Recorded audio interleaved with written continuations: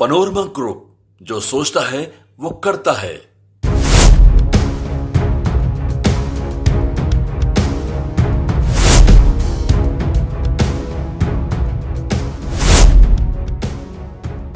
जिन प्रधानमंत्री नरेंद्र मोदी को लेकर के दावा किया जाता हो कि उन्होंने रूस और यूक्रेन के बीच युद्ध रुकवा दी, वे प्रधानमंत्री नरेंद्र मोदी अपने देश की सीमाओं पर शहीद हो रहे सैनिकों को बचाने में सफल नहीं हो रहे हैं। नमस्कार, मैं हूं प्रियदर्शन और आप देख रहे हैं न्यूज फाउंडेशन। और पीएम मोदी पर यह बड़ा हमला किया है लालू यादव की बेटी रोहिणी आचार्य ने।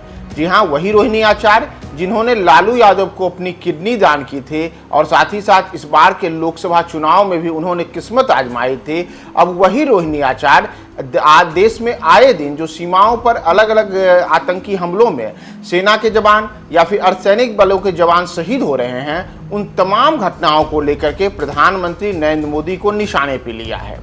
दरअसल आपको याद होगा कि जब रूस और यूक्रेन के बीच युद्ध की शुरुआत हुई तो उस दौरान बड़ी संख्या में भारतीय छात्र और भारतीय नागरिक इन दोनों देशों में फंसे हुए थे, विशेष करके यूक्रेन में।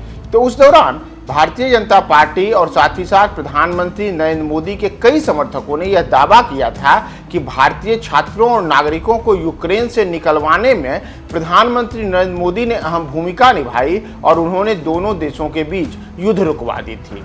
लेकिन अब इसी को लेकर के रोहिणी आचार्य ने पीएम मोदी पर निशाना साधा है और उन्होंने सोशल मीडिया पर एक पोस्ट के माध्यम से पीएम मोदी को आड़े हाथों लिया है।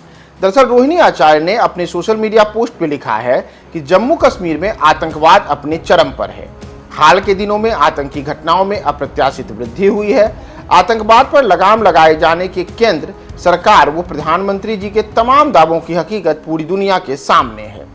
यूक्रेन रूस के बीच युद्ध रुकवा देने का झूठा प्रचार दावा करने वाले देश के अंदरूनी हालात संभाले नहीं संभल रहे हैं। सीमा पार से आतंकी घुसपैठ निरंतर जारी है। आम नागरिक, सुरक्षा बलों व सेना के जवान अपनी जान गंवा रहे हैं। फिर भी देश की सत्ता संभाल रहे लोगों का तुर्रा ये कि देश सुरक्षित हाथों में है। वैसे भी जुबानी गोले दागने वालों, 24 घंटे सातों दिन झूठी बयानबाजी करने वालों से किसी भी प्रकार की बेहतरी की उम्मीद बेमानी है। दरअसल आपको यह बताएं कि रोहिणी आचार्य का यह ट्वीट तब आया है जब जम्मू कश्मीर के उधमपुर में एक आतंकवादी हमला हुआ और आतंकी हमले में सीआरपीएफ के इंस्पेक्टर शहीद हो गए।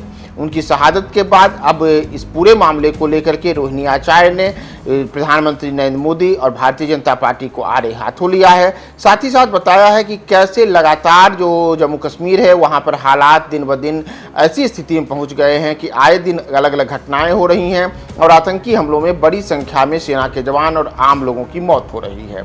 यहाँ तक कि खबरों को अगर हम जाएं तो इस वर्ष ही जम्मू कश्मीर में आतंकी घटनाओं में 74 लोगों की जान गई है। इसमें 21 सुरक्षा कर्मी हैं, 18 आम नागरिक हैं। इस दौरान 35 आतंकी भी मारे गए हैं। और इतना ही नहीं, अब इन तमाम चीज़ों को लेकर के रोहिणी आचार्य ने प्रधानमंत्री नरेंद्र मोदी पर जो आरोप लगाए हैं उसमें यह भी कहा है कि एक और तो जहां पीएम मोदी को लेकर के उनके समर्थक और भाजपा के नेताओं के द्वारा यह दावा किया जाता है कि उन्होंने यूक्रेन और रूस के बीच में युद्ध रुकवा दिया था, लेकिन ऐसा दावा करने वाले लोगों के हाथों में जब देश सुरक्षित हाथों में यह कहा जाता है और उसी समय जम्मू कश्मीर में इस तरीके से आए दिन आतंकी हमले होते हैं और उन हमलों में बड़ी संख्या में लोग मारे जाते हैं, साथ ही साथ सेना और अर्धसैनिक बल के जो जवान हैं उनकी भी शहादत होती है, तो आखिर ये जुबानी गोले दागने वाले लोगों को लेकर के क्या कहा जाए। तो रोहिणी आचार्य का ये बड़ा हमला प्रधानमंत्री नरेंद्र मोदी पर है और जम्मू कश्मीर में जो स्थितियां हैं, जो वहाँ आए दिन आतंकी हमले हो रहे हैं, उन तमाम चीज़ों में प्रधानमंत्री नरेंद्र मोदी की नीतियों पर बड़ा सवाल रोहिणी आचार्य ने उठाया है। इसी प्रकार इस तरीके की तमाम खबरों के लिए आप हमारे साथ बने रहें न्यूज फाउंडेशन के साथ। पनोरमा ग्रुप, जो सोचता है वो करता है।